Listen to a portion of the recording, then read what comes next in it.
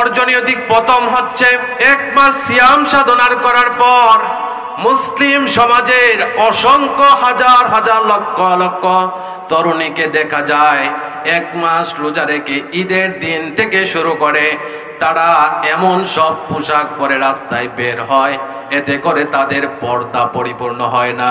এমন লোক আছে না নেই? বলেন বলেন। ঈদের দিন এটা মুসলমানদের উৎসবের দিন, কিন্তু মুসলমান জাতি এমন কোন উৎসব করতে পারে না যেটা তাদের মন গড়া হবে।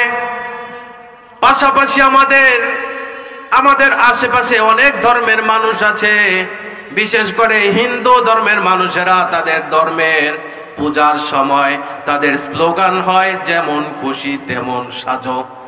এজন্য তারা মানুষদেরকে আকর্ষণীয় করার জন্য শরীরের স্পর্শকাতর যত জায়গা আছে এগুলো খোলা রেখে তারা বাহির হয়। কিন্তু এটাকে আল্লাহ রাব্বুল আলামিন আজ থেকে প্রায় 1450 বছর পূর্বে হারাম করে দিয়েছেন। বিশ্ব নবী মুহাম্মদুর রাসূলুল্লাহ সাল্লাল্লাহু আলাইহি সাল্লামকে আল্লাহ রাব্বুল আলামিন জানিয়ে দিলেন, হে রাসূল আপনি বলে দেন, আকারনা ফি বুয়ুতিকুন্না ওয়ালা তাবাররাজনা তাবাররুজাল জাহিলিয়াতিল উলা। জোরে বলুন আল্লাহু আকবার। জাহিলি যুগে নারীরা ছিল ভোগের সামগ্রী, তাদেরকে অবহেলা করা হতো, লাঞ্ছিত করা হতো, এবং কি তাদেরকে তাদের প্রাপ্য অধিকার দেওয়া হতো না, সেখান থেকে বঞ্চিত করা হতো। এবং কি যারা পিতা আছে কন্যা সন্তান জন্ম দেওয়াকে তারা অপমান বোধ মনে করত, লজ্জার কারণ মনে করত। এজন্য তাদের মধ্যে যারা চতুর মহিলা আছে, চালাক মহিলা আছে, তারা পুরুষদের দুর্বল জায়গায় আঘাত করার জন্য তারা তাদের শরীরের স্পর্শকাতর যে জায়গাগুলো আছে এগুলো প্রদর্শন করে রাস্তার মধ্যে বের হতো। আল্লাহ রাব্বুল আলামিনের কাছে এই দৃশ্য পছন্দ হয় নাই। ইসলাম আসার পর যখন পর্দার বিধান দিয়েছে, আল্লাহ রাব্বুল আলামিন রাসূলকে জানিয়ে দিলেন স্পষ্টভাবে, হে রাসূল নারীদেরকে আপনি নির্দেশ দেন তারা যেন তাদের ঘরে অবস্থান করে, ওয়ালা তাবাররাজনা তাবাররুজাল জাহিলিয়াতিল উলা, তারা যেন জাহিলি যুগের নারীদের মতো শরীরের স্পর্শকাতর জায়গা খোলা রেখে বের না হয়। আয়াতের তাফসীর করতে গিয়ে মুফাসসিরিন কেরাম খুব সুন্দর একটা ব্যাখ্যা দিয়েছেন। তাফসীর ইবনে কাসিরের মধ্যে হাফেজ ইমামউদ্দিন ইবনে কাসির রাহিমাহুল্লাহ আয়াতের তাফসীর করতে গিয়ে বলেন, নারীরা তাদের পেট, পিঠ, গলা এবং মাথার চুল খোলা রাখতো, এবং কি পুরুষরা যেন তাদের প্রতি দুর্বল হয়, তাদেরকে আকর্ষিত করার জন্য তারা পায়ের মধ্যে এবং গলার মধ্যে, কানের মধ্যে বাজনাওয়ালা নূপুর এবং গহনা পরত।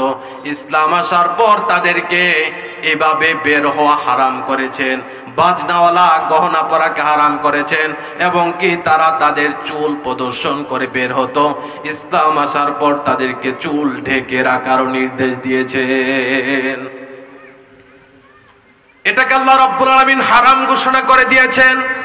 কিন্তু এখন মুসলিম সমাজের মধ্যে দেখা যায় হিন্দুদের সংস্কৃতি, তাদের সংস্কৃতির মধ্যে তাদের অনুষ্ঠান, তাদের পূজার মধ্যে তাদের প্রধান মূল স্লোগান থাকে যেমন খুশি তেমন সাজো। ওই তাদের স্লোগান এখন মুসলমান যুবক যুবতীরা ধারণ করে।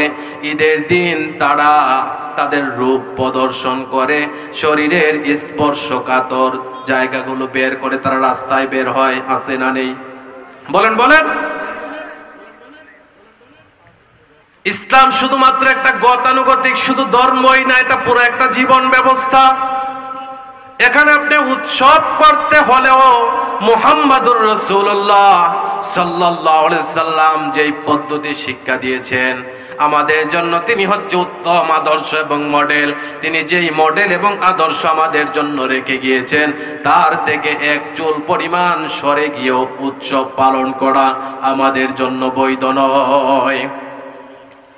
এজন্য তাদেরকে যদি কোনো সময় ঘর থেকে বের হতেই হয়, আল্লাহ রাব্বুল আলামিনের নির্দেশ হচ্ছে ওয়ালা তাবাররাজনা তাবাররুজাল জাহিলিয়াতিল উলা, জাহিলি যুগের নারীরা যেভাবে পেট, পিঠ, গলা, শরীরের বিভিন্ন অংশ প্রদর্শন করে বের হতো, আল্লাহ রাব্বুল আলামিন তাদের জন্য এইভাবে বের হওয়াকে হারাম ঘোষণা করে দিয়েছেন। কিন্তু এখন আমরা দেখতে পাই তাদের অভিভাবক আছে, হাজী সাহেব অভিভাবক 3 বার হজ করে ফেলেছে, ওয়াইফ সহ, বউ সহ।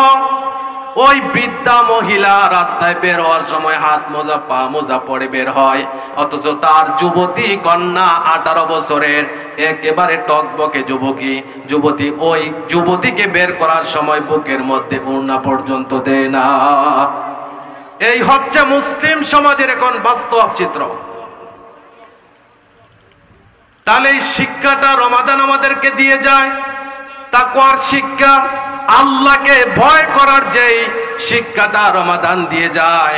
রমাদান চলে যায় আর ঈদের দিন থেকে শুরু করে বাকি সব সময় তারা এভাবেই রাস্তায় বের হয়, অথচ আল্লাহ রাব্বুল আলামিন নারীদের জন্য এভাবে সাজসজ্জা করে বের হওয়াকে হারাম ঘোষণা করে দিয়েছেন। সূরাতুন নূরের মধ্যে আল্লাহ রাব্বুল আলামিন পুরুষ এবং নারীর পর্দা বিষয়ক আয়াত নাযিল করে পর্দা করাকে ফরজ ঘোষণা করে দিয়েছেন। আল্লাহ রাব্বুল আলামিন আয়াত নাযিল করলেন, কুল লিল মুমিনিনা ইয়াগুদ্দু মিন আবসারিহিম ওয়া ইয়াহফাযু ফুরুজাহুম। জোরে বলুন আল্লাহু আকবার। আল্লাহ রাব্বুল আলামিন পর্দার বিধান দিচ্ছে, হে রাসূল আপনি মুমিন পুরুষদেরকে জানিয়ে দেন তারা যেন 2টা বিষয়ের মাধ্যমে পর্দা পালন করে। প্রথম বিষয় হচ্ছে ইয়াগুদ্দু মিন আবসারিহিম, তারা যেন তাদের দৃষ্টি শক্তিকে নামিয়ে রাখে এবং হারাম মহিলা থেকে তারা যেন তাদের দৃষ্টিকে ফিরিয়ে রাখে। ওয়া ইয়াহফাযু ফুরুজাহুম, আর 2 নাম্বার তাদের দায়িত্ব হচ্ছে তারা যেন তাদের লজ্জাস্থানকে ঢেকে রাখে। একজন পুরুষের লজ্জাস্থান ঢেকে রাখা ফরজ হচ্ছে নাভি থেকে হাঁটু পর্যন্ত। সুতরাং পুরুষদেরকে পর্দা করতে হবে।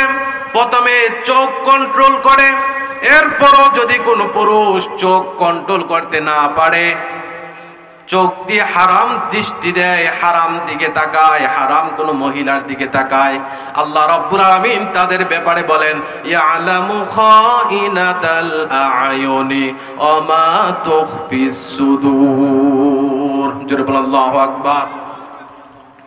আল্লাহ রাব্বুল আলামিন নির্দেশ দিলেন যেন চোখ অবনত রাখে, হেফাজত করে। এরপরও যারা চোখ হেফাজত না করবে, হারাম কোনো নারীর দিকে তাকাবে, হারাম কোনো দিকে দৃষ্টিপাত করবে, চোখের খেয়ানত করবে, তাদের বিষয়ে আল্লাহ রাব্বুল আলামিন বলেন, ইয়ালামু খাইনাতাল আয়ুন, চোখ সমূহের বিশ্বাসঘাতকতা, খেয়ানত সম্পর্কে আল্লাহ রাব্বুল আলামিন জানেন। ওমা তুখফিস সুদূর, আর তাদের দিকে তাকিয়ে থাকে অন্তরে তাদেরকে নিয়ে যে খারাপ কল্পনা করো, ওই অন্তরের কল্পনা সম্পর্কেও আল্লাহ রাব্বুল আলামিন জানেন। এজন্য প্রথমত আল্লাহ রাব্বুল আলামিন তাদের দিকে তাকানোটাকেই হারাম ঘোষণা করে দিয়েছেন।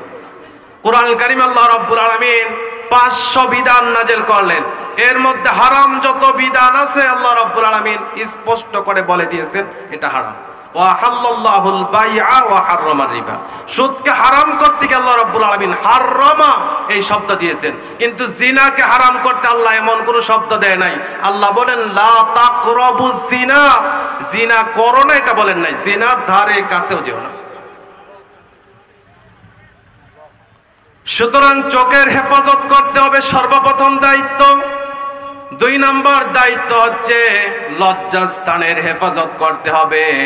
বিশ্ব নবী মুহাম্মদুর রাসূলুল্লাহ সাল্লাল্লাহু আলাইহি সাল্লাম বলেন, যেই পুরুষ 2টা অঙ্গের হেফাজতের দায়িত্ব নেবে, আমি রাসূল তাকে জান্নাতে নেওয়ার জিম্মাদার হয়ে গেলাম। জোরে বলেন সুবহানাল্লাহ।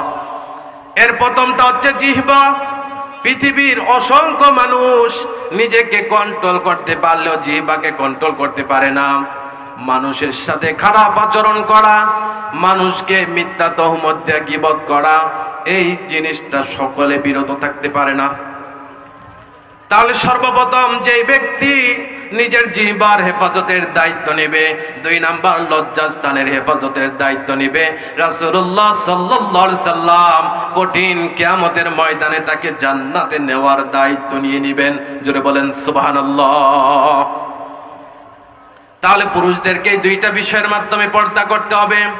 এরপর রাইত আল্লাহ রাব্বুল আলামিন নারীদেরকে পর্দা করতে বললেন। আল্লাহ রাব্বুল আলামিন জানিয়ে দিলেন, কুল লিল মুমিনাতি ইয়াগদুদনা মিন আবসারিহিন্না ওয়া ইয়াহফাযুনা ফুরুজাহুন। জোরে বলেন আল্লাহু আকবার। হে রাসূল, মুমিন পুরুষদেরকে যেভাবে আপনি বলে দিয়েছেন, একইভাবে নারীদেরকে আপনি বলে দেন তারা যেন তাদের দৃষ্টিকে অবনত রাখে, হেফাজত করে। ওয়াহফাজনা ফুরুজাহুন্না, এবং তারা যেন তাদের লজ্জাস্থানকে হেফাজত করে।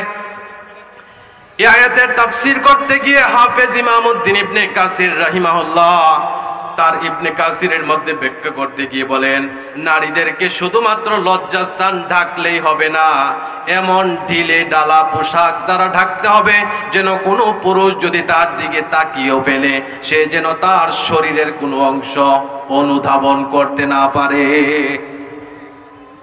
এখন যারা বুরকার নামে পশ্চিমাদের ওই টাইট ফিট বুরকা, রং বেরঙ্গের বুরকা পরে রাস্তার মধ্যে বের হয়, এটা কি পর্দা না ভণ্ডামি? বলেন বলেন। এইসব পোশাক পরা হারাম পোশাকের অন্তর্ভুক্ত। যেহেতু তাদের পর্দা শুধুমাত্র শরীর ঢাকলেই হবে না, এমন ঢিলে ডালা পোশাক দিয়ে ঢাকতে হবে যেন কোনো পুরুষ তার নজর যদি ওই নারীর দিকে পড়েও যায়, সে যেন তাদেরকে অনুভব করতে না পারে, তার শরীরের কোনো অঙ্গ সে যেন বুঝতে না পারে। এমন ঢিলে ডালে পোশাক পরে রাস্তায় বের হতে হবে।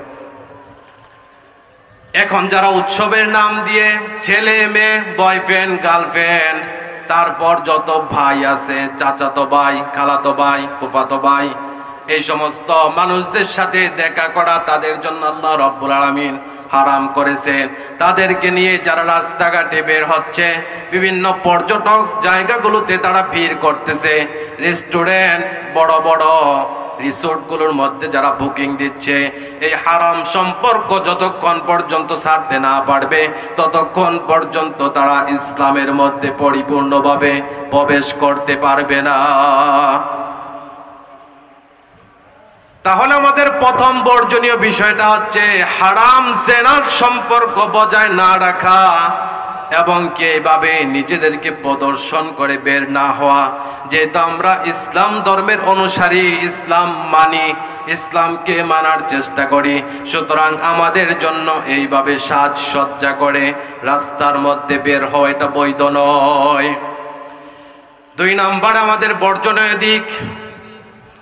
2 নম্বরে বর্জনীয় দিক হচ্ছে, ঈদ আসলে বাংলাদেশের প্রেক্ষাপটে আমরা দেখতে পাই একদল মূর্খ, দিন সম্পর্কে একেবারে অজ্ঞ যুবক, যারা গান বাজনা করে, ডিজে গান বাজিয়ে গাড়ি দিয়ে এদিক সেদিক যায়। এমন দৃশ্য আছে না নেই? বলেন বলেন। এবং কি এমন ডেক্সের আছে যেখানে কোনো বক্তার ডিজে গান বের হয়েছে, ওই বক্তা একবার নাচানাচি করে, সেখান থেকে একটা ডিজে গান বের করছে, আর যুবকরা বিয়েতে পর্যন্ত এখন ওই গান নিয়ে মেয়ে ছেলে নাচে, আছে না নেই? গান বাজনা এটা ইসলাম একেবারেই হারাম করেছে। কিসের জন্য হারাম করলেন? আল্লাহ রাব্বুল আলামিন কেনই বা হারাম করলেন? এর একটা যৌক্তিক প্রমাণ, কারণ আল্লাহ রাব্বুল আলামিন প্রকাশ করলেন, প্রমাণ করলেন, উপস্থাপন করলেন। আল্লাহ রাব্বুল আলামিন জানাচ্ছেন, ওয়ামিনান নাসি মান ইয়াশতারি লাহুয়াল হাদিসি লিয়ুদিল্লা আন সাবিলিল্লাহি বিগাইরি ইলমিন ওয়া ইয়াত্তাখিযাহা হুজওয়া। জোরে বলুন আল্লাহু আকবার। মানুষের মধ্যে এমন অনেক মানুষ আছে যারা মূর্খতার কারণে মানুষগুলোর সভ্যতা সংস্কৃতি সম্পর্কে একেবারে জ্ঞান না থাকার কারণে তারা মানুষদেরকে তাদের মতো অজ্ঞ এবং মূর্খ জাহান্নামী বানানোর জন্যে মানুষদের জন্য অসার বাক্য কিনে আনে। এখানে লাহওয়াল হাদিস মানে এই পর্যন্ত যত মুফাসসিরিন কিরাম লাহওয়াল হাদিসের ব্যাখ্যা করেছেন, লাহওয়াল হাদিস মানে হচ্ছে গান বাজনা। এটাকে আল্লাহ রাব্বুল আলামিন হারাম করেছেন। আর যারা গান বাজনা বাদ্যযন্ত্র বাজায় তারা মূলত কোরআন থেকে মানুষদেরকে দূরে সরিয়ে রাখতে, ইসলামের সঠিক জ্ঞান থেকে মানুষদেরকে দূরে সরিয়ে রাখার জন্যই তারা এই পার্টিগুলো করে, অনুষ্ঠানগুলো করে। আল্লাহ রাব্বুল আলামিন এই আয়াতটা কেন নাযিল করলেন? বিশ্ব নবী মুহাম্মদুর রাসূলুল্লাহ সাল্লাল্লাহু আলাইহি ওয়াসাল্লাম যখন আল্লাহর পক্ষ থেকে ওহীপ্রাপ্ত হয়ে নবুয়তের মিশন পেয়ে রাসূল হয়ে রিসালাতের দায়িত্ব পালন করতে গিয়ে কোরআনের প্রচার করতেছেন, রাসূল যখন কোরআনের কথা বলতেছেন, কাফেররা রাসূলকে বিভিন্ন অপবাদ দিয়েও যখন রাসূল থেকে মানুষদেরকে বিমুখ করতে পারতেছে না, তৎকালীন সময় কিছু দুষ্ট কাফের আছে যাদের মাথার মধ্যে সবসময় খারাপ বুদ্ধি চলে। কিভাবে সে একটা খারাপ বিষয়কে আরো ঘোলাটে করতে পারে, এমন কিছু মানুষ আমাদের সমাজও আছে না নেই? বলেন বলেন। যাদের প্রধান দায়িত্ব হচ্ছে পরিবারগুলোর মধ্যে ফিতনা সৃষ্টি করা, ভাইয়ে ভাইয়ে ঝগড়া সৃষ্টি করা, পারিবারিক যে বন্ধন আছে এগুলোকে একেবারে নষ্ট করে দেওয়া, এমন দুষ্ট লোকের, এই দুষ্ট প্রকৃতির লোক এই সমাজে আছে না নেই? আরো যদি বলেন। এই প্রকৃতির কিছু মানুষ চিন্তা করলো পারস্যের মধ্যে, তৎকালীন সময়ে পারস্যে তারা নারীদেরকে একেবারে উলঙ্গ করে সপ্তাহের মধ্যে একটা বড় রুমের মধ্যে তারা গানের আয়োজন করত, সেখানে উলঙ্গ নারীরা নাচত। তারা প্রায় সময় বড় বড় ওই নেতা পর্যায়ের যে লোকগুলো আছে ব্যবসায়িক কারণে পারস্যে গেলে তারা ওই সমস্ত অনুষ্ঠানগুলোতে অংশগ্রহণ করত। সেই অনুষ্ঠানগুলোতে ওপেন মদ চলতো, মদ খেত, নারীদের নাচ দেখত, আর তারা গানের সাথে তাল মিলিয়ে এনজয় করত, উপভোগ করত। এই দুষ্ট শ্রেণীর মানুষগুলো চিন্তা করলো পারস্য থেকে যদি আমরাও কিছু গান সেখান থেকে এখানে নিয়ে আসতে পারি, তাদের কিছু কবিতা গান যদি এখানে এনেও আমরা এমন আসর জমাতে পারি, তাহলে মনে হয় তারা কোরআনের আসরে আর যাবে না, মুহাম্মাদের সাথে আর ঘেঁষবে না। তখন তারা পারস্য গিয়ে চড়া দাম দিয়ে তাদের থেকে কবিতা এবং গান কিনে মক্কার মধ্যে আনলো।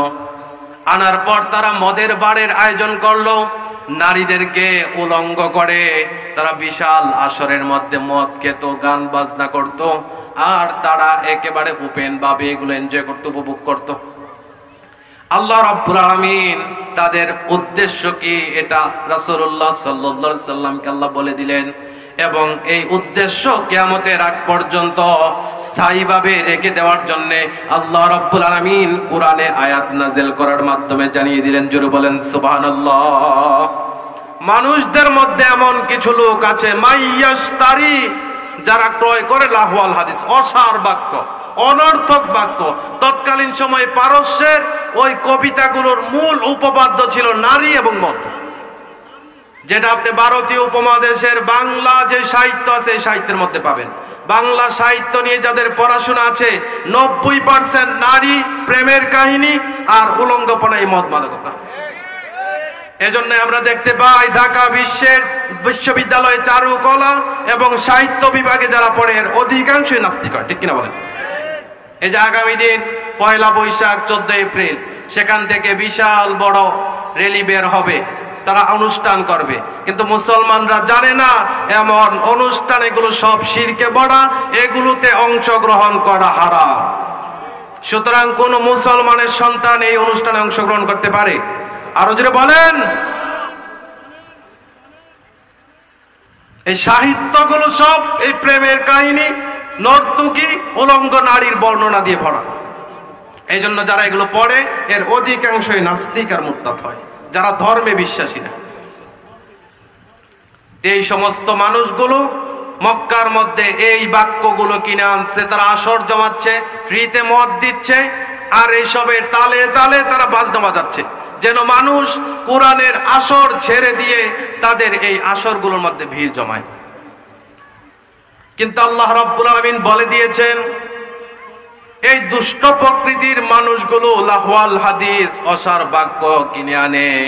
কিসের জন্য কিনে আনে? লিউদিল্লা আন সাবিলিল্লাহি বিগাইরি ইলমিন, আল্লাহর পথ থেকে মানুষকে দূরে সরাবার জন্যে, পথভ্রষ্ট করার জন্যে, কোরআন থেকে দূরে সরাবার জন্যে। কেননা কাফেররা কোরআনের বাণী সহ্য করতে পারতো না, কোরআনের আওয়াজ সহ্য করতে পারতো না, এবং যেখানে কোরআনের প্রোগ্রাম হতো ওই প্রোগ্রামগুলো নষ্ট করে দেওয়ার ষড়যন্ত্র করত। আজ থেকে প্রায় 1450 বছর পূর্বে ওই কাফেররা যেভাবে ষড়যন্ত্র করত, বাংলাদেশের প্রেক্ষাপটে আমরা দেখতে পাই বড় বড় মুফাসসির এবং তাফসিরুল কোরআন মাহফিলগুলোকে তারা বন্ধ করে দিতে চায়।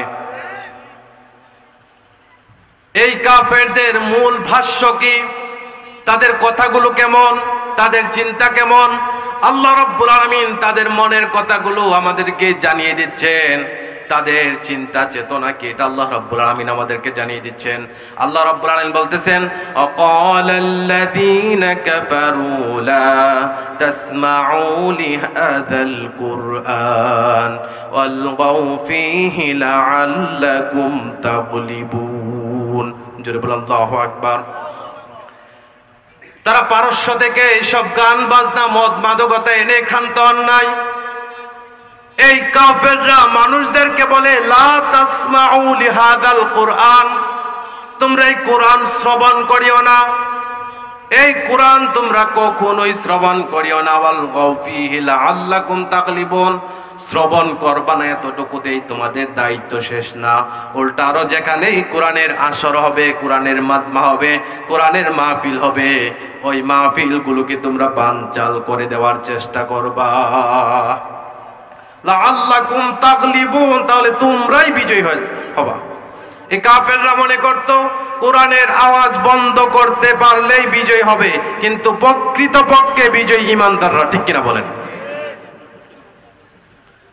তারা কোরআন থেকে মানুষকে দূরে সরাবার জন্যে, আল্লাহ রাব্বুল আলামিনের পথ থেকে মানুষকে দূরে সরাবার জন্যে, অনর্থক কাজের মধ্যে মানুষদেরকে ব্যস্ত রাখার জন্যে পারস্য থেকে গান কিনে এনেছে, কবিতা কিনে এনেছে, মদ নিয়ে এসেছে, নারীদেরকে নিয়ে তারা মত্ত হয়ে আছে। আর আল্লাহ রাব্বুল আলামিন এগুলো ঈমানদারদের জন্য হারাম ঘোষণা করে দিয়েছেন। সুতরাং গান এককভাবেই শোনা যেখানে হারাম, ওই জায়গায় মুসলিম সমাজের মধ্যে মুসলমানের সন্তানরা তাদের হালাল এবং বৈধ উৎসবকে এভাবে হারাম দ্বারা জমিন কাঁপিয়ে আজ তারা উৎসব করতেছে, হারামের মধ্যে লিপ্ত হচ্ছে। তাদের জেনে রাখা দরকার, আজ তারা ডিজে পার্টি করে যেভাবে জমিন কাঁপাচ্ছে, সময়ের ব্যবধানে তারা যখন জমিনের নিচে যাবে সেদিন জমিন তাদেরকে কাঁপুনি ছুটাবে। সুতরাং এত উৎসব, এত খুশি হওয়ার কোনো কারণ নেই। আজ তুমি শক্তি আছে, শরীরে টাকা আছে বাবার, এজন্য গান বাজিয়ে একেবারে মানুষদেরকে তো সমস্যা করতেছে। মসজিদের পাশে নামাজ চলতেছে, গান বাজিয়ে যাচ্ছে। এই গান বাজিয়ে আজ তুমি জমিনের উপর কাঁপাচ্ছ, সময় আসবে কবর তোমাকে এমন চাপা দিবে, সেদিন তুমি কাঁপতে কাঁপতে সে সমাজের বলেন, ঠিক কিনা? এজন্য সচেতন গার্ডিয়ান, অভিভাবক যারা আছেন, আমার কথা যারা শুনতেছেন, পাশে আমাদের মা বোনরা আছেন, আপনাদেরকে অনুরোধ করব, ছেলে মেয়েদেরকে কোরআনের শিক্ষায় শিক্ষিত করেন। ইসলামী শিক্ষা, ইসলামী মূল্যবোধ, ইসলামী জ্ঞানে তাদেরকে যদি শিক্ষিত করতে না পারেন, তাহলে কবির কথা, ইন্নাকা লা তাজনি মিনাস শাউকিল ইনাব, নিশ্চয় তুমি কাঁটাযুক্ত গাছ থেকে আঙ্গুর ফল উপভোগ করতে পারবে না। অর্থাৎ আপনি লাগিয়েছেন কাঁটা গাছ, এখন আপনি বাড়িতে গিয়ে মুচের মধ্যে তেল দিয়ে বসে আছেন, সময় যাবে আর এখানে আঙ্গুর ধরবে। আপনার এই স্বপ্ন কোনোদিন পূরণ হবে? আরো যদি বলেন পূরণ হবে? এজন্য দিনের শিক্ষা যদি তাদেরকে না দেন, আপনি যতই সফল ব্যক্তি, যত ধর্নাঢ্য ব্যক্তি হন না কেন, সময় আসবে কোরআনের শিক্ষা না থাকার কারণে এই সন্তান আপনাকে বৃদ্ধাশ্রমে দিয়ে আসবে। এজন্য তাদেরকে ইসলামী যে চেতনা, মূল্যবোধ, শিক্ষা, ওইটা যদি এখন না দিতে পারেন, তাহলে বৃদ্ধ বয়সে যখন অস্থিমজ্জাগুলো দুর্বল হয়ে যাবে, হাড় দুর্বল হয়ে যাবে, তখন কঠিন সময়ের জন্য অপেক্ষা করতে হবে। আর ভাইরা যারা এসেছেন, এটা একেবারে গর্হিত কাজ, নিম্নমানের কাজ, হারাম কাজ। এটা থেকে আল্লাহ রাব্বুল আলামিন আমাদেরকে বেঁচে থাকার তৌফিক দান করুন, সকলে পড়েন আমিন। 3 নম্বরে বর্জনীয় দিক হচ্ছে মিথ্যা কথা বলা।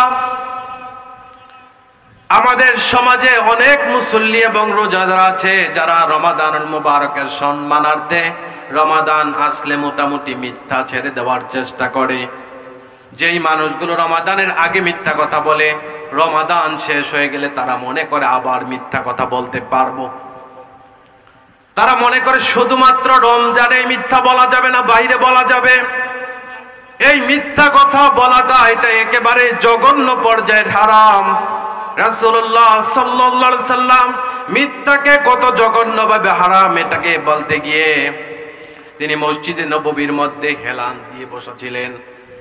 তিনি এটার ভয়াবহতা বর্ণনা করতে গিয়ে নিজে হেলান থেকে উঠে গেলেন, মুখ লাল হয়ে গিয়েছে। রাসূল বলতেছেন মিথ্যা কথা বলা, মিথ্যা সাক্ষ্য দেয়া এটা আল্লাহর জমিনে সবচেয়ে বড় গুনাহগুলোর মধ্যে একটা। আর ঈমানদারদের গুণ বর্ণনা করতে গিয়ে আল্লাহ রাব্বুল আলামিন বলেন ওয়াল্লাযীনা লা ইয়াশহাদুনা যুর। ঈমানদার তারা যারা মিথ্যা কথা বলে না এবং মিথ্যা সাক্ষ্য দেয় না। সুতরাং আমার ভাইরা, এটা এমন মনে করা যাবে না শুধুমাত্র রমাদানে মিথ্যা কথা বলবো না, রমাদানের বাহিরে মিথ্যা কথা বলবো না। আপনি যেহেতু চেষ্টা করেন রমাদানে মিথ্যা কথা কমাতে পেরেছেন, তাহলে আপনি যদি আল্লাহর জন্য চেষ্টা করেন, এই চেষ্টা যদি অব্যাহত থাকে, তাহলে একদিন আপনি পরিপূর্ণভাবে মিথ্যা ছাড়তে পারবেন, এই জঘন্য অপরাধ ছাড়তে পারবেন। এবার আসুন আমাদের করণীয় কি, রমাদান পরবর্তীতে আমাদের করণীয় কি। বড় বড় চাকরিগুলোতে, বিশেষ করে বাংলাদেশে যারা আর্মি আছে, তারা চাকরিতে জয়েন করার পূর্বে কঠিনভাবে প্রশিক্ষণ নেয়, তারপর তারা জয়েন করে। এই কঠিন প্রশিক্ষণ যদি তারা নিতে পারে, তাহলে সহজে তারা যুদ্ধ করতে পারে। কঠিন প্রশিক্ষণ, সহজ যুদ্ধ। আল্লাহ রাব্বুল আলামিন রমাদানে আমাদেরকে প্রশিক্ষণ দিচ্ছেন যেন বাকি 11 মাস চলতে গিয়ে আমাদের সহজ হয়ে যায়। ওই শিক্ষাটা রমাদানে আমাদেরকে আল্লাহ রাব্বুল আলামিন দেন, কিন্তু এই শিক্ষাটা আমরা শাওয়ালের চাঁদ দেখা পর্যন্তই আমরা রেখে এরপর আবার নতুন জীবনে পদার্পণ করি। অথচ এই শিক্ষাটা সারা জীবন যেন আমরা প্রয়োগ করতে পারি, সে অনুযায়ী নিজেদের জীবন গঠন করতে পারি, এজন্যই আল্লাহ এইভাবে আমাদেরকে শিক্ষা দিচ্ছেন। রমাদানের পরবর্তীতে আমাদের প্রথম করণীয় হচ্ছে রমাদানে যেভাবে আমরা সালাত, সাওম, আল্লাহর ইবাদতের দিকে মনোযোগী হয়েছি, এই মনোযোগিতা যেন কিয়ামত পর্যন্ত, মৃত্যু পর্যন্ত অব্যাহত থাকে। অর্থাৎ শাওয়ালের চাঁদ দেখার পরে যেন আমাদের ইবাদতের যে স্পৃহা আছে এটা কমে না যায়, বরঞ্চ এই স্পৃহা এবং আমাদের যেই চেতনা আছে, চেতনাকে যেন লালন করে আমরা পরবর্তী রমাদান পর্যন্ত ধারণ করতে পারি। এই শিক্ষাটাই আল্লাহ রাব্বুল আলামিন আমাদেরকে দিচ্ছেন। জোরে বলেন সুবহানাল্লাহ। সূরাতুল হিজরের সর্বশেষ আয়াত আল্লাহ রাব্বুল আলামিন আমাদেরকে এটাই জানিয়ে দিচ্ছেন, ওয়াবুদ রাব্বাকা হাত্তা ইয়াতিয়াকাল ইয়াকিন। জোরে বলেন আল্লাহু আকবার। রাসূলকে আল্লাহ নির্দেশ দিচ্ছেন, ওয়াবুদ, আপনি ইবাদত করেন, আপনার প্রতিপালকের ইবাদত করেন। কতক্ষণ পর্যন্ত করবেন? রমাদানের চাঁদ দেখলে শুরু করে শাওয়ালের চাঁদ দেখলে শেষ করে ফেলবেন না, এতটুকু না। হাত্তা ইয়াতিয়াকাল ইয়াকিন, ইয়াকিন মানে মৃত্যু, মৃত্যু আসার আগ পর্যন্ত আপনাকে এভাবেই ইবাদত চালিয়ে যেতে হবে। সুতরাং যারা রমাদানুল মুবারক আসার কারণে রোজা রেখেছে, নামাজ ধরেছে, শাওয়ালের চাঁদ দেখার পর যে মসজিদে মাগরিবের জামাতেও 4 কাতার 5 কাতার মুসল্লি হয়, ওই মসজিদে এশারের সময় 5 জন মুসল্লি নিয়ে নামাজ পড়তে হয়। মসজিদ আছে না নেই? বলেন বলেন। অথচ এই শিক্ষাটা যেন বাকি 11 মাসও প্রয়োগ করতে পারে, এজন্যই রমাদান। আল্লাহ রাব্বুল আলামিন সেই শিক্ষাটাই আমাদেরকে দিচ্ছেন এই রমাদানে, এবং আমাদেরকে নির্দেশও দিচ্ছেন হাত্তা ইয়াতিয়াকাল ইয়াকিন। শুধুমাত্র রমাদান আসলে আমল করব, ভালো কাজ করব, রমাদান চলে গেলে এগুলো ছেড়ে দেব না। আল্লাহ রাব্বুল আলামিন নির্দেশ দিয়েছেন, ইয়াতিয়াকাল ইয়াকিন, তোমার নিকট মৃত্যু আসার আগ পর্যন্ত তোমাকে এই প্রচেষ্টা চালিয়ে যেতে হবে। সুতরাং যেহেতু পৃথিবীতে আমাদেরকে সৃষ্টি করা হয়েছে তার ইবাদত করার জন্য, আল্লাহর গোলামি করার জন্য, আল্লাহ রাব্বুল আলামিনের দাসত্ব করার জন্য, আল্লাহ রাব্বুল আলামিনের ইবাদতের এই প্রশিক্ষণটা রমাদানে আমাদেরকে দিনের বেলা সিয়াম সাধনা, রাতের বেলা কিয়ামুল লাইলের মাধ্যমে আল্লাহ দিয়েছেন।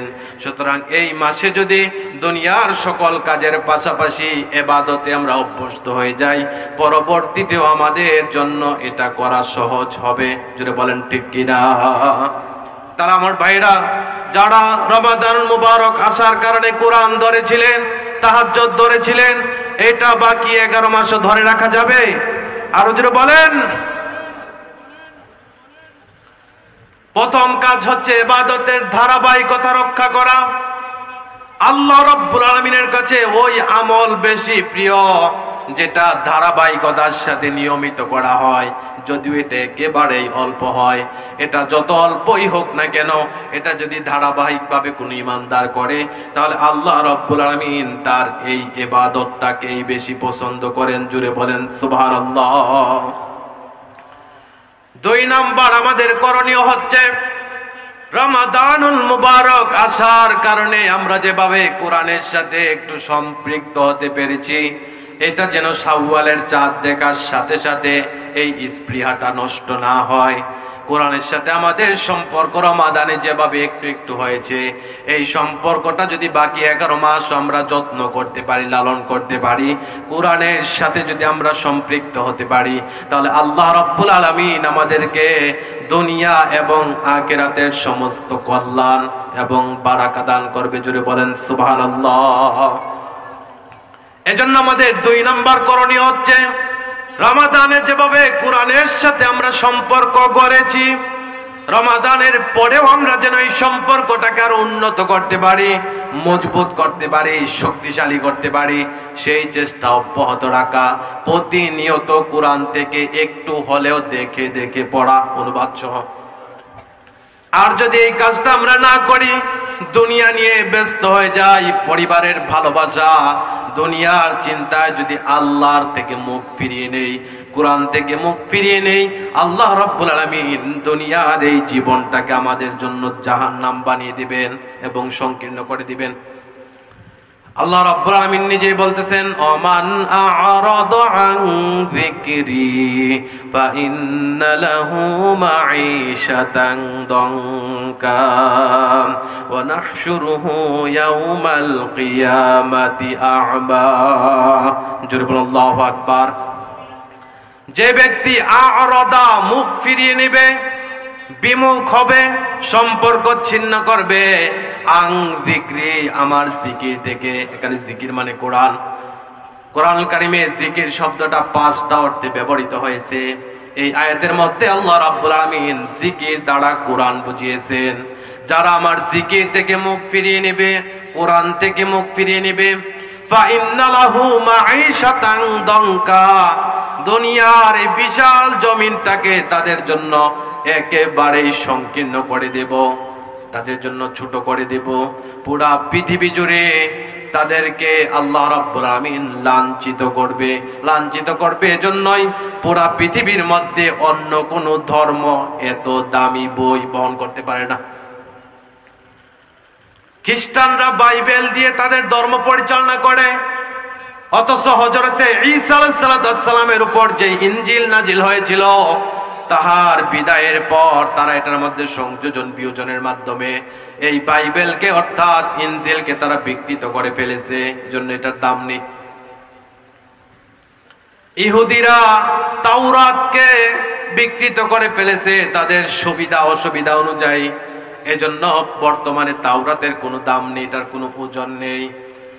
হিন্দুরা তাদের যে অনেকগুলো কাব্যের মাধ্যমে তারা তাদের ধর্ম পরিচালনা করে, এগুলো সব মানব রচিত, এক লাইনের সাথে আরেক লাইনের বিরোধিতা।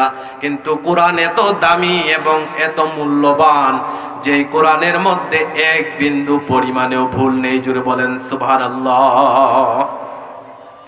এজন্যই কোরআনের সাথে সম্পর্ক গড়া, এই সম্পর্কের ধারাবাহিকতা অব্যাহত রাখা, প্রতিনিয়ত কোরআন তেলাওয়াত করা, অর্থ সহকারে বুঝে বুঝে কোরআন পড়া।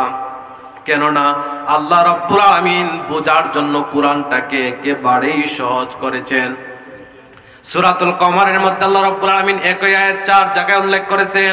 17 নম্বর আয়াত, 22 নম্বর আয়াত, 32 নম্বর আয়াত, 40 নম্বর আয়াত। আল্লাহ রাব্বুল আলামিন এক আয়াত বারবার বলতেছেন, ওয়ালাকাদ ইয়াসসারনাল কুরআনা লিযিকরি ফাহাল মিন মুদ্দাকির। জোরে বলেন আল্লাহু আকবার। আল্লাহ রাব্বুল আলামিন বলতেছেন, কোরআনকে আমি সহজ করেছি লিযিকরি, যেন মানুষ এটা পড়ে বুঝতে পারে, উপদেশ গ্রহণ করতে পারে, এটা থেকে শিক্ষা নিতে পারে। ফাহাল মিন মুদ্দাকির, সুতরাং এমন কোন চিন্তক বা গবেষক আছে কি কোরআন নিয়ে চিন্তা করবে, গবেষণা করবে? এতভাবে আল্লাহ রাব্বুল আলামিন কোরআন পড়ার প্রতি উদ্বুদ্ধ করার পরও যারা কোরআন ধরেও দেখে না, পড়েও দেখে না, বোঝার চেষ্টা করে না, তাদের বিষয়ে আল্লাহ রাব্বুল আলামিন বলেন, আফালা ইয়াতাদাব্বারুনাল কুরআন আম আলা কুলুবিন আকফালুহা। জোরে বলেন আল্লাহু আকবার। আল্লাহ রাব্বুল আলামিন বলতেছেন, আফালা ইয়াতাদাব্বারুনাল কুরআন, তারা কি কোরআন নিয়ে চিন্তা করে না, গবেষণা করে না? আম আলা কুলুবিন আকফালুহা, নাকি তাদের অন্তরগুলো তালাবদ্ধ হয়ে গিয়েছে? অর্থাৎ একমাত্র মৃত অন্তর ছাড়া প্রত্যেকটা জীবিত অন্তরে আল্লাহর কোরআন নিয়ে চিন্তা করে, ফিকির করে, গবেষণা করে। বিশ্বনবী মুহাম্মদুর রাসূলুল্লাহ সাল্লাল্লাহু আলাইহি সাল্লাম ওই সমস্ত অন্তরগুলোকে পরিত্যক্ত বাড়ির সাথে তুলনা করেছে, যে সমস্ত অন্তরগুলোতে কোরআনের নূর দিয়ে আলোকিত করা হয় না। পরিত্যক্ত বাড়ির মধ্যে যেভাবে বিষধর সাপ বাসা বাঁধে, মাকড়সা বাসা বাঁধে, তেলা পোকা, ছাড় পোকা, বিভিন্ন পোকামাকড়ে বাসা বাঁধে, থাকার অনুপযোগী করে ফেলে, দুর্গন্ধযুক্ত করে ফেলে, যেই অন্তরে কোরআন নেই, বিশ্বনবী মুহাম্মদুর রাসূলুল্লাহ তাদের অন্তরগুলোকেও ওই ফাঁকা বাড়ির মতোই বলেছেন। তাদের অন্তরে কোরআন না থাকার কারণে অন্তরগুলো রোগাক্রান্ত হয়ে গিয়েছে, দুর্গন্ধযুক্ত হয়ে গিয়েছে। আর ওই রোগ থেকে, দুর্গন্ধ থেকে বাঁচার জন্য আল্লাহ রাব্বুল আলামিন নিয়ামত হিসাবে কোরআন দিয়েছেন। জোরে বলেন সুবহানাল্লাহ। আল্লাহ রাব্বুল আলামিন বলেন, ওয়া নুনাজ্জিলু মিনাল কুরআনি মা হুয়া শিফাউন ওয়া রাহমাতুল লিল মুমিনিন ওয়া লা ইয়াজিদুজ জালিমিনা ইল্লা খাসারা। জোরে বলেন আল্লাহু আকবার। আল্লাহ রাব্বুল আলামিন বলতেছেন, আমি কোরআন নাযিল করেছি মা হুয়া শিফাউন ওয়া রাহমাতুল লিল মুমিনিন। প্রথমত হচ্ছে এটা শিফা, রোগ মুক্তির কারণ। এই রোগ কোন রোগ? এই রোগ হচ্ছে অন্তরের রোগ। মানুষের দেহের মধ্যে রোগ এবং অসুখ যদি বাসা বাঁধে, তাহলে সে ডাক্তারের মাধ্যমে এটা সমাধান করতে পারে। আর অন্তরে যদি কারো অসুস্থতা হয়, রোগ দেখা দেয়, তাহলে তার একমাত্র মেডিসিন হচ্ছে আল কোরআন। আল্লাহ রাব্বুল আলামিন বলেন, মা হুয়া শিফা, এক নম্বর এটা রোগ মুক্তির কারণ। কোরআন না পড়ার কারণে অন্তরগুলো যেভাবে দুর্গন্ধযুক্ত হয়ে গিয়েছে, পোকামাকড়ে বাসা বেঁধে ফেলেছে, এই রোগ থেকে বাঁচতে হলে কোরআন ধরতে হবে। কি ধরতে হবে? সকলে বলেন, রাহমাতুল লিল মুমিনিন। আর ঈমানদারদের জন্য কোরআনটা হচ্ছে একেবারেই রহমত। সুতরাং যারা এই রহমতকে কাজে না লাগাবে, আল্লাহ রাব্বুল আলামিন তাদের অন্তরগুলো তালাবদ্ধ হয়ে যাওয়া অন্তরের সাথে তুলনা করেছেন। তাদেরকে আল্লাহ রাব্বুল আলামিন দুনিয়া একেবারে সংকীর্ণ করে দিবে, দুনিয়া তাদেরকে চাপিয়ে দিবে। দুনিয়ার ব্যস্ততা, হতাশা, দুশ্চিন্তা, শূন্যতা, অভাব তাদের ঘাড়ের মধ্যে আল্লাহ রাব্বুল আলামিন চাপিয়ে দেবে। দুনিয়ার এতটুকু শাস্তি তাদের জন্য শেষ না। আল্লাহ রাব্বুল আলামিন বলতেছেন, ওয়া নাহশুরুহু ইয়াউমাল কিয়ামাতি আ'মা, কঠিন কিয়ামতের ময়দানে আমি আল্লাহ তাদেরকে অন্ধ করে তুলব। যেহেতু তাদেরকে আমি চক্ষু দান করেছিলাম নিয়ামত হিসাবে, এবং তাদেরকে কোরআন দিয়েছিলাম পড়ার জন্যে, বোঝার জন্যে, সে অনুযায়ী নিজের পরিবার, ব্যক্তি জীবন, পারিবারিক জীবন, সামাজিক জীবন, রাষ্ট্রীয় জীবন গড়ার জন্য আমি কোরআন দিয়েছি। চোখ থাকার পরও যেহেতু তার চোখে কোরআন পড়ে নাই, আমার বিধান যেহেতু তার চোখে পড়ে নাই, বা দেখার পরও সে অহংকার করে অন্যদিকে মুখ ফিরে নিয়েছে, এজন্য আমি আল্লাহ তাকে আজকে অন্ধ করে তুললাম। এজন্য রমাদান আসলে বিশেষ করে মা বোনরা তারা কোরআন তেলাওয়াত করতে পছন্দ করে, ভালোবাসে। যেহেতু পুরুষদের বাহিরের ব্যস্ততা থাকে, তারা তেমন পড়তে পারে না, তারপরও কোরআন নাজেলের মাস হিসাবে তারা চেষ্টা করে কোরআন পড়তে। আমার ভাইরা, রমাদানুল মুবারকে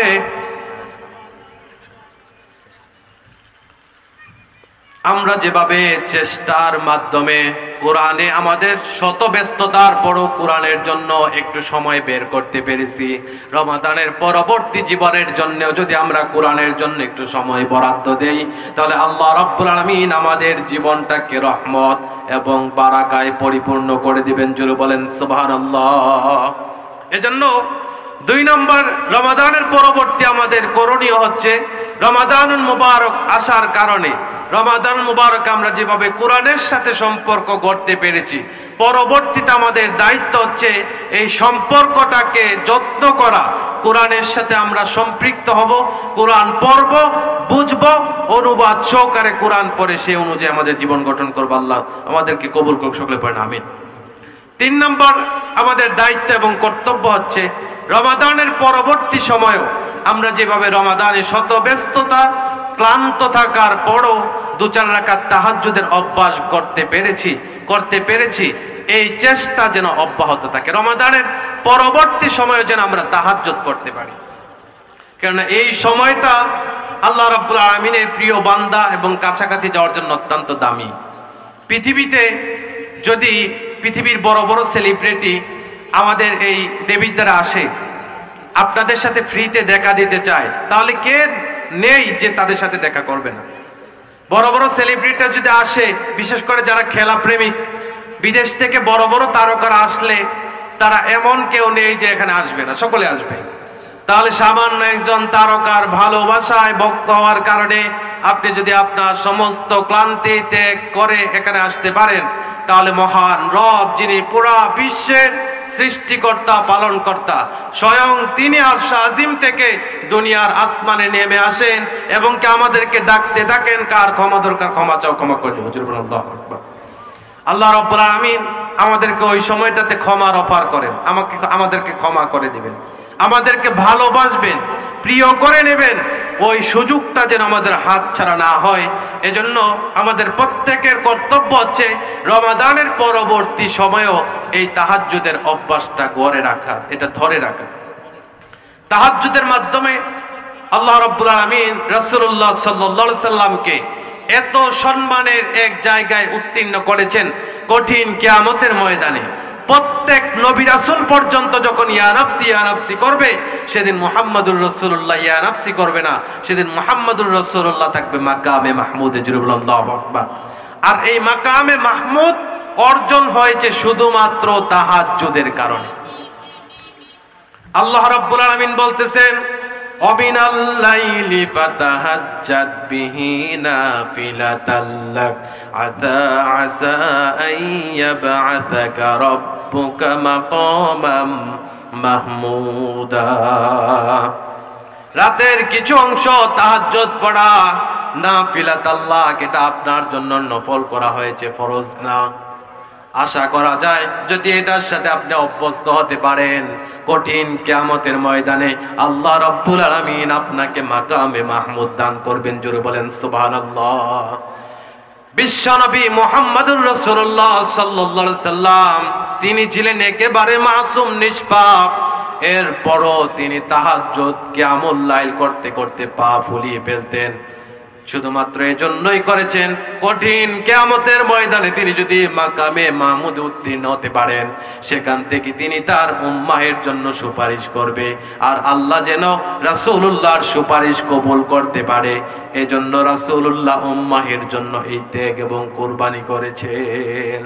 সুতরাং আমাদের প্রত্যেকের দায়িত্ব হচ্ছে রমাদানুল মুবারককে আমরা যেভাবে কিয়ামুল লাইলের সাথে অভ্যস্ত হয়েছি, পরবর্তী সময়ে এই অভ্যাসটা ধরে রাখা। আল্লাহ রাব্বুল আলামিন এই কিয়ামুল লাইলের অভ্যাস ধরে রাখার তৌফিক দান করুন, সকলে বলেন আমিন। সর্বশেষ আরেকটা বিষয় হচ্ছে, ভোর রাতে অথবা ইফতারের পূর্ব মুহূর্তে আমরা রমাদানুল মুবারকে মোটামুটি একটা দুয়ার অভ্যাস গড়ে তুলতে পেরেছিলাম। দোয়া করার যে অভ্যাস রমাদানুল মুবারকে আমরা করতে পেরেছিলাম, এটা যেন সব সময় অব্যাহত থাকে। এই দায়িত্ব এবং কর্তব্যটা আমাদেরকে গুরুত্বের সাথে পালন করতে হবে। কেননা দোয়া হচ্ছে এমন একটা ইবাদত, এটা ছাড়া বান্দা আল্লাহর সাথে কোনোভাবেই সম্পর্ক গাঢ় এবং মজবুত করতে পারে না। এজন্য আমাদেরকে দোয়া করার যে অভ্যাসটা আমরা রমাদানুল মুবারকে করতে পেরেছি, রমাদানের বাহিরেও হাঁটতে বসতে সর্বাবস্থায় যেন আমরা দোয়া করতে পারি। আল্লাহ রাব্বুল আলামিন আমাদেরকে কবুল করুক, সকলে বলেন আমিন। খাইবার বিজয়ের দিন, খাইবার বিজয় হয়েছিল, এটা ইহুদিদের একটা জমি ছিল। সেখান থেকে মুহাম্মদুর রাসূলুল্লাহ সাল্লাল্লাহু আলাইহি সাল্লাম মুসলিম বাহিনীদেরকে নিয়ে খাইবার বিজয় করেছিলেন ফজরের সময়। সেদিন সাহাবীরা জিহাদি চেতনায় এতটাই নিজেদেরকে উত্তাল করে রেখেছিলেন, তারা তাদের তাকবীরের ধ্বনিতে পুরো খাইবারের অঞ্চলটাকে একেবারে কম্পন করে ফেলেছিলেন। তাদের মধ্য থেকে একজন সাহাবী রাসূলুল্লাহ সাল্লাল্লাহু আলাইহি সাল্লামকে প্রশ্ন করলেন, হে রাসূল, আমরা যে আল্লাহকে এত জোরে জোরে ডাকতেছি, আপনি বলে দেন আমাদের রব কোথায়, তিনি কি দূরে না কাছে? যদি কাছে হয় তাহলে আমরা আস্তে আস্তে ডাকবো, আর যদি দূরে হয় তাহলে আমাদের শরীরের সর্বশক্তি দিয়ে আমরা আমাদের রবকে ডাকবো। তখন রাসূলুল্লাহ সাল্লাল্লাহু আলাইহি সাল্লাম চুপ থাকলেন। আল্লাহ রাব্বুল আলামিন আয়াত নাযিল করে জানিয়ে দিলেন, ওয়া ইযা সাআলাকা ইবাদি আন্নী ফাইন্নী করিব। জোরে বলুন আল্লাহু আকবার। রাসূল, যখন আমার বান্দা আমার সম্পর্কে আপনাকে জিজ্ঞাসা করে আমি কোথায়, তাদেরকে বলে দেন আমি একেবারেই নিকটে। কতটুকু নিকটে? আমি তার শাহরগের চাইতে আরো নিকটে। জোরে বলুন আল্লাহু আকবার। এজন্য আমার ভাইরা, আল্লাহর কালিমাকে পৃথিবীর সর্বোচ্চে তোলার জন্যে হযরত আদম আলাইহিস সালাম থেকে শুরু করে আজ পর্যন্ত আল্লাহর জমিনে যারা জীবন দিয়ে দিলেন আল্লাহর দ্বীনকে প্রতিষ্ঠা করার জন্য, আল্লাহ রাব্বুল আলামিন প্রত্যেককে শাহাদাতের মর্যাদা দান করুন, সকলে পড়েন আমিন। বিশেষ করে ঈদের পরে আমরা স্মরণ করতেছি আমাদের সেই সব মুসলিম ভাইদের জন্য, দোয়া করতেছি সেই সব মুসলিম ভাইদের জন্য যাদেরকে ঈদের দিনেও আমার ফিলিস্তিনের গাজাবাসীকে বর্বর ইসরায়েল, পৃথিবীতে সবচেয়ে লানত-প্রাপ্ত অভিশপ্ত জাতি, যারা ঈদের দিনেও প্রায় শতাধিক মাজলুম গাজাবাসীকে শহীদ করেছে, আল্লাহ রাব্বুল আলামিন তাদের এই ত্যাগ এবং কুরবানিকে কবুল করুক, সকলে পড়েন আমিন। আল্লাহ রাব্বুল আলামিন প্রিয় ভাইদের রক্তের বিনিময়ে বাইতুল মুকাদ্দাসকে আবারও মুসলমানদের হাতে বিজয় করার তৌফিক দান করুক, সকলে পড়েন আমিন। সম্মানিত হাজিরিন, আজকে আমরা সরাসরি কোরআন এবং সুন্নাহ থেকে কথা বলবো। আজকে আমরা কথা বলবো পবিত্র মাহে রমাদানের পরবর্তী সময় আমাদের করণীয় এবং বর্জনীয়।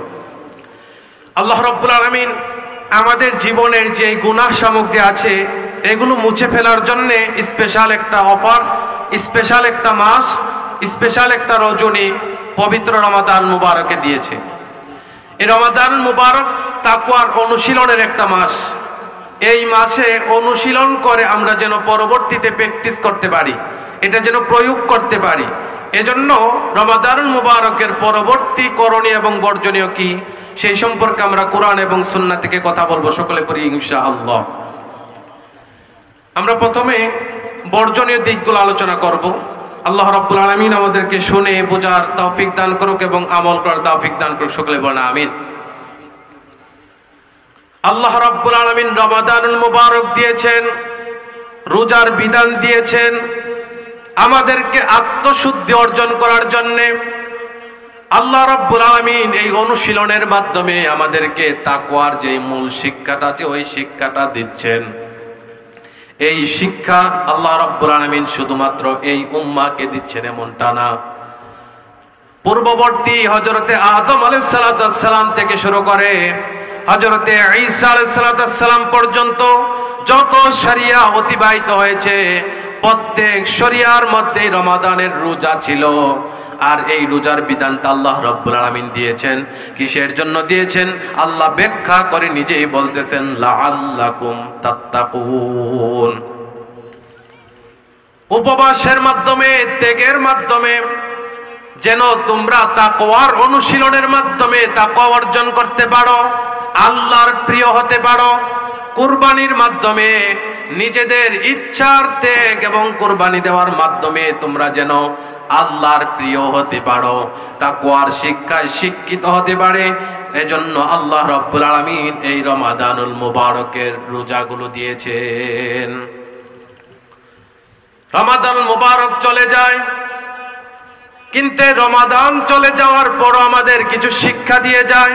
আল্লাহ রাব্বুল আলামিন সর্বাবস্থায় আমাদেরকে দেখতেছেন, শুনতেছেন।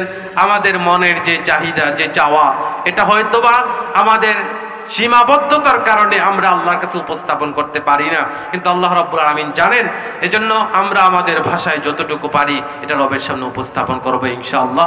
এই দায়িত্ব এবং কর্তব্যগুলো আমরা পালন করব, বর্জনীয় দিকগুলো আমরা খেয়াল রাখবো। এগুলো মুসলমানরা যেন কোনোভাবেই না করে। যে কথাগুলো বললাম, আমাকে আপনাদেরকে সকলকে আমল করার তৌফিক দান করুক। হাদা মা ইনদি ওয়াল ইলমু ইনদাল্লাহ আলাইহি তাওয়াক্কালতু ওয়া ইলাইহি উনীব। সুবহানাকাল্লাহুম্মা ওয়া বিহামদিকা আশহাদু আল লা ইলাহা ইল্লা আনতা আস্তাগফিরুকা ওয়া আতুবু ইলাইক। আসসালামু আলাইকুম ওয়া রাহমাতুল্লাহি ওয়া বারাকাতুহু।